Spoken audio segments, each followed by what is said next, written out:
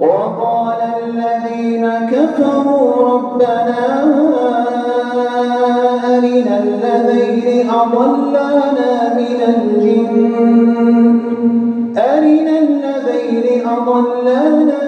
الجن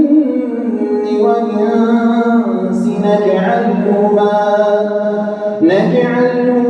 تحت أقدامنا ليكونا من الأسفلين إن الذين قالوا ربنا الله ثم استقاموا تتنزل عليهم الملائكة ألا تخافوا ولا تحزنوا وأبشروا بالجنة التي كنتم توعدون نحن أولياؤكم في الحياة الدنيا وفي الآخرة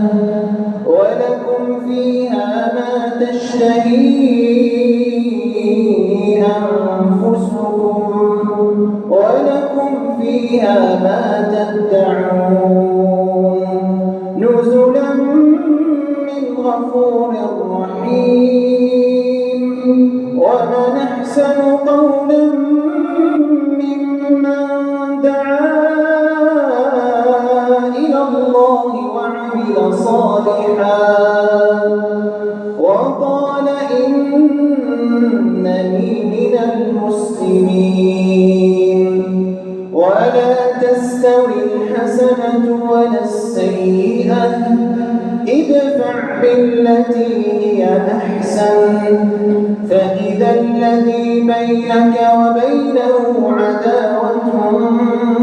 كأنه ولي حميم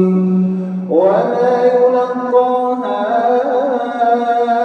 إلا الذين صبروا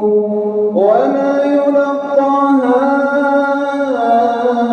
إلا ذو حظ عظيم